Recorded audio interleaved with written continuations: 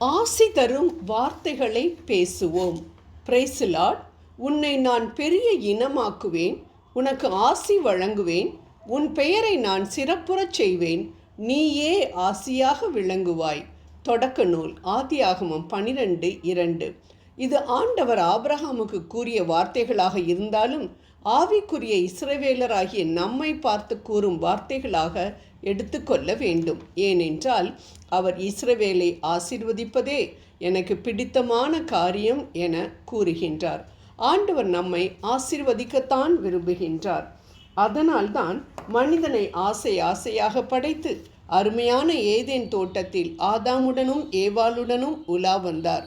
ஆனால் அவர்கள் பாவம் செய்து அந்த ஆசீர்வாதத்தை இழந்துவிட்டது போல நாமும் பாவம் செய்து அவர் தரும் ஆசீர்வாதங்களை இழந்து போகின்றோம். ஆம், இழந்து போன ஆசீர்வாதங்களை திரும்ப பெற்றுக்கொள்ளவும் அதை தக்க வைத்து கொள்ளவும் ஆண்டவர் கூறும் வழி என்ன? இந்த திருச்சட்ட நூலை உன் முன்னின்று அகற்றாதே. இரவும் பகலும் இதனை தியானம் செய்து இதில் எழுதியுள்ள அனைத்தையும் கடைப்பிடிப்பதில் கவனமாயிரு. அப்பொழுது நீ செல்லும் இடமெல்லாம் நலம் பெறுவாய், வெற்றி காண்பாய். யோசுவா 1:8. என்ன அருமையான ஆலோசனை! நாம் நம் வாழ்வில் வெற்றி பெற வேண்டும் என்றால் விவிலியத்தை படித்து அதை தியானம் பண்ணி அதை கடைப்பிடித்தால் போதும், வெற்றி தானாகவே நம் வாழ்வில் வந்து விழும். இதைத்தான் யோசுவா கடைப்பிடித்து வெற்றி மேல் வெற்றி பெற்றார் என நாம் யோசுவாவின் புத்தகத்தில் பார்க்கிறோம். ஆம் அன்பானவர்களை, நாமும் யோசுவாவை போல் ஆண்டவர் நமக்கு வாக்களித்த ஆசீர்வாத வார்த்தைகளை சொல்லி நம் வாழ்வில் வெற்றி பெற வேண்டும்.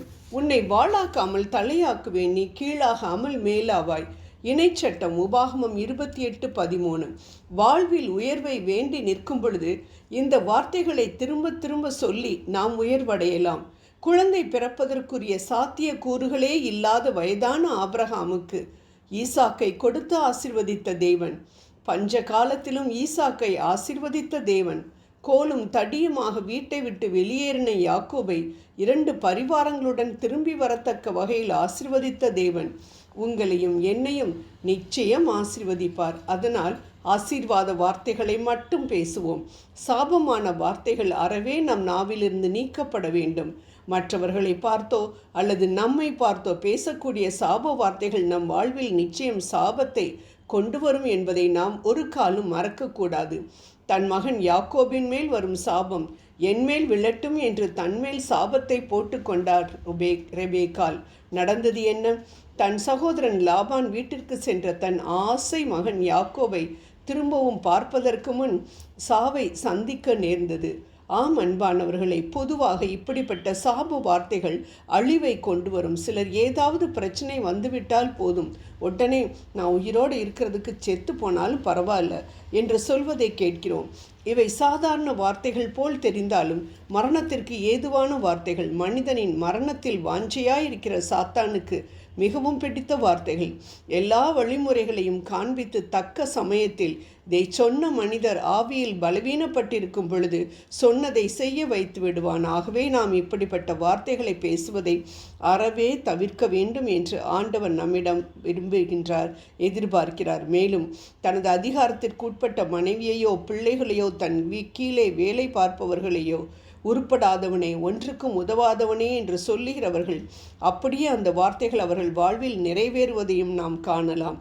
நம் பிள்ளைகள் நம் ஆண்டவர் நமக்கு கொடுத்திருக்கிற பரிசு. அந்த பரிசை நாம் குறை கூறினால் அது அந்த பரிசை கொடுத்த ஆண்டவரை குறை கூறுவதற்கு சமம். அவரை குறை கூற நாம் யார்? யோசிப்போம். யூதர்கள் இயேசுவை சிலுவையில் அறையும் என்று சொல்லி இரத்த பழி தங்கள் மேலும் தங்கள் பிள்ளைகளின் மேலும் விழட்டும் என்று தங்கள் மேல் சாபத்தை வருவித்தபடியால் இன்னும் சிதறடிக்கப்பட்ட நிலையில் இருப்பதை நாம் காண முடிகிறது. ஆகவே நாம் பேசும் வார்த்தைகள் மிகவும் முக்கியம்.